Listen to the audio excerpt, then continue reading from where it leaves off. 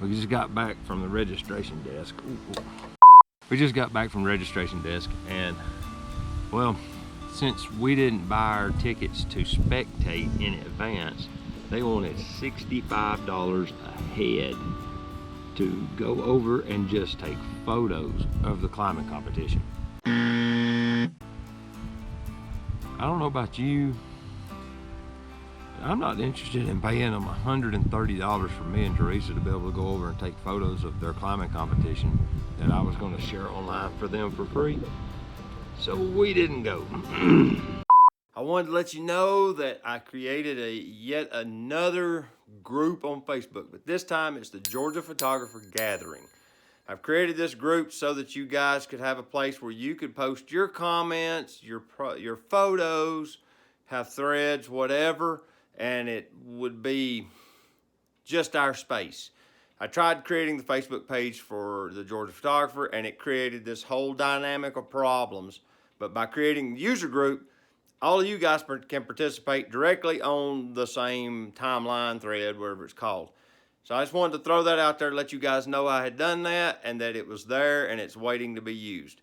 Got it all turned on. So y'all have at it. Back to the regular programming at large. That being known, I was in a bit of a hurry this morning, so I was just going to take the XT3 and its normal suite of lenses. I took a couple of astrophotography shots last night with the 18 to 55 kit lens pushed out to 18 millimeters, and the Milky Way was directly overhead, so I done the best I could at getting a Milky Way shot. It looks pretty good. What do you think? So today, what our goal is we're gonna ride up to, I don't remember the name of it. There's a mountain nearby that's got some mountain bike trails on it, and they have a chairlift that'll take you to the top of it. So we're gonna ride the chairlift to the top of this mountain. It's supposed to have a really beautiful overlook.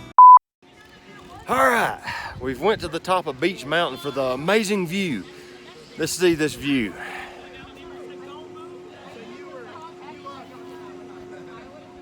Yeah, that's it. Not much of a view, huh? We're in the clouds. Wait, let me fix my hair. Wait, oh no! The sky's starting to clear up some. The fog come in this morning real heavy, so we really couldn't see anything. But last night, the sky was beautiful. So today, what I'm gonna talk about is the 200mm f4 Micro Nikkor, which is a macro lens that Nikon makes. Now, 200mm macro lens is a pretty heavy anomaly. Most places, or most companies, normally don't make them over 100 millimeters. They're 105, you know.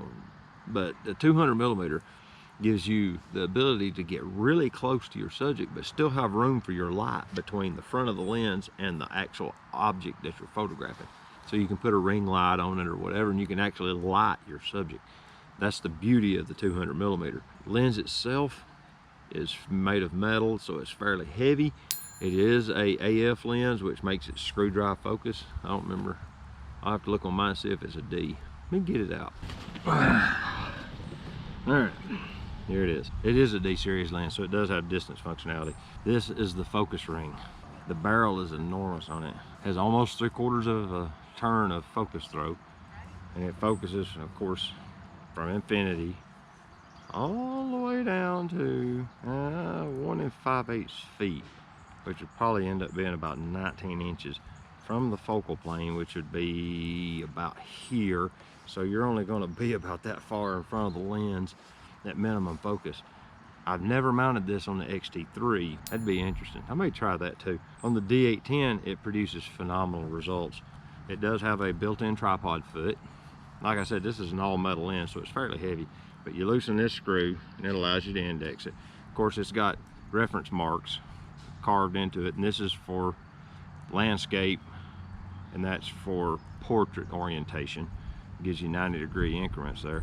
They are not indexed, so when you set it, you just lock it down and it sits there.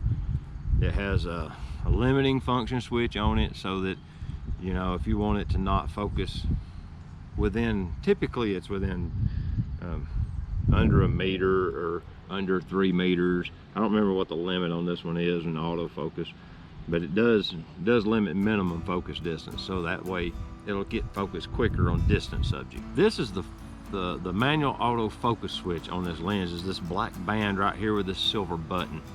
You push this button in and you move it, and you can see it moves from the A to the M. This plastic band is fairly fragile, so if you were buying this lens used, make sure this isn't broken, because if this band gets broken, it won't switch from manual to autofocus. You want to make sure that that's a functioning piece of the lens, and like I said, they're fairly fragile, and it's pretty common to see this lens with this thing cracked or broken.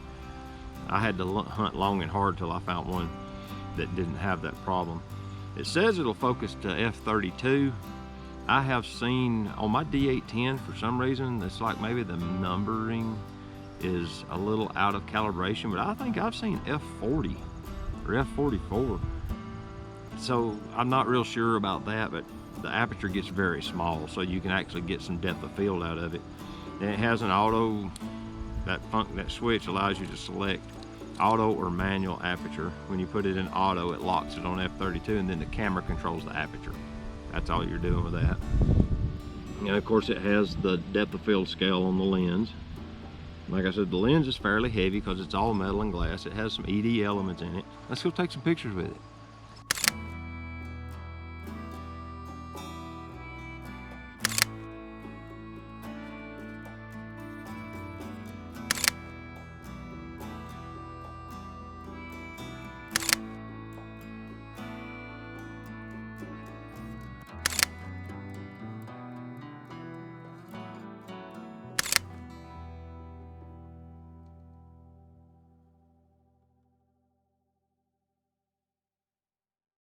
Okay, what I found is with the D810, I took a shot at f4. This is the pickup truck through the limbs.